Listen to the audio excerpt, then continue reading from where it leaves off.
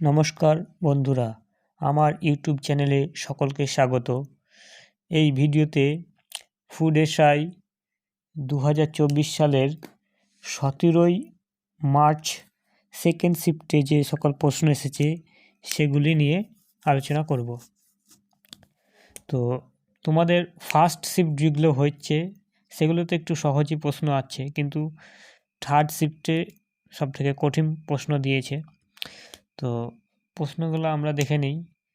তো এখন যেটা দেখব সেকেন্ড শিফট 17ই মার্চ সেকেন্ড শিফটের প্রশ্নগুলি।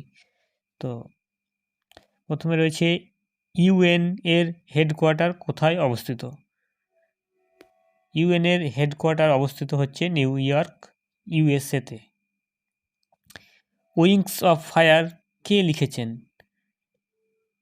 APJ Abdul Kalam. Wings of Fire লিখেছেন এপিজে আব্দুল কালাম।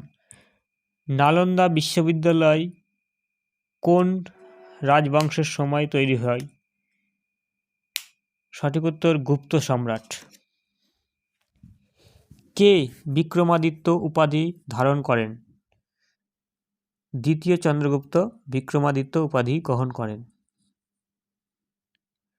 ভারতের প্রথম বিদেশমন্ত্রী কে ছিলেন? সঠিক উত্তর জওহরলাল নেহেরু। লোকটাক কি? তো এখানে বলে রাখি, তোমাদের 16 তারিখে যে সেকেন্ড শিফট হয়েছিল সেখানে লোকটাক কোথায় অবস্থিত এই রকম প্রশ্ন দিয়েছিল। লোকটাক কোথায় অবস্থিত? তো এই শিফটে তোমাদের 17 তারিখের যে সেকেন্ড শিফট সেখানে দিয়েছে লোকটাক কি। তো লোকটাক হলো একটি হ্রদ। মিথানয়িক অ্যাসিড পাওয়া যায় কোনটিতে? সঠিক উত্তর পিঁপড়ের দংশনে। আয়োডিনের অভাবে কোন রোগ হয়? সঠিক উত্তর গলগণ্ড।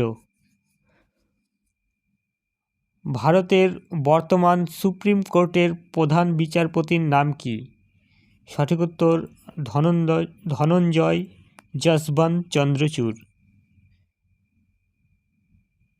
প্রধান বিচারপতিকে কে নিয়োগ করেন? সঠিক উত্তর ভারতের রাষ্ট্রপতি। বিহু কোন রাজ্যে দেখা যায়? সঠিক উত্তর আসাম। বিহু নৃত্যটি আসাম রাজ্যে দেখা যায়। কোনটি গ্রিনহাউস গ্যাস নয়? সঠিক উত্তর অক্সিজেন। অক্সিজেন গ্রিনহাউস গ্যাস নয়। গ্রিনহাউস গ্যাস হলো ক্লোরোফ্লোরোকার্বন।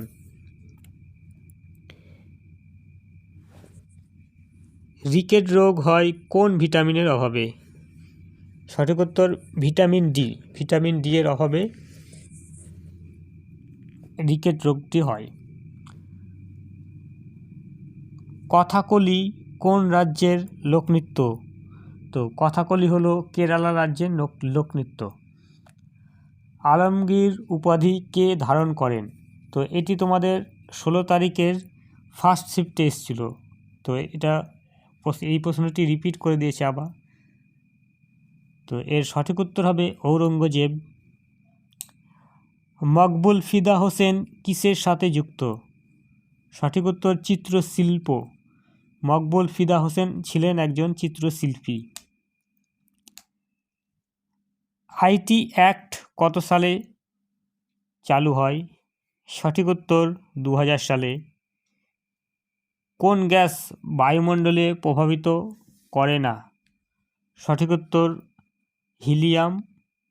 তোমাদের হিলিয়াম যদি থাকে তাহলে হিলিয়াম হবে, অথবা আর্গন। এটিও হলো এমন গ্যাস যেটি বায়ুমণ্ডলে প্রভাবিত করে না, বা বলা হতে পারে যে নিষ্ক্রিয় গ্যাস। বন্দে মাতরম গানটি কে লিখেছেন? সঠিক উত্তর বঙ্কিমচন্দ্র চট্টোপাধ্যায়। তো তোমাদের 16 তারিখের প্রথম শিফটে যেটা এসেছিল যে আনন্দমঠ কে লিখেছেন, তো এখানে দিয়েছে তোমাদের বন্দে মাতরম গানটি কে লিখেছেন। তো বন্দে মাতরম গানটি লিখেছেন বঙ্কিমচন্দ্র চট্টোপাধ্যায়। অর্জুন পুরস্কার কোন বিষয়ের সাথে যুক্ত? সঠিক উত্তর খেলাধুলা।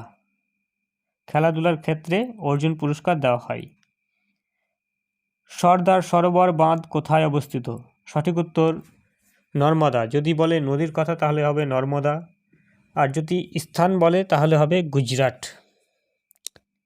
তো কোনটি তোমাদের অপশানে ছিল জানি না, তো অপশান অনুযায়ী সঠিক উত্তর করবে।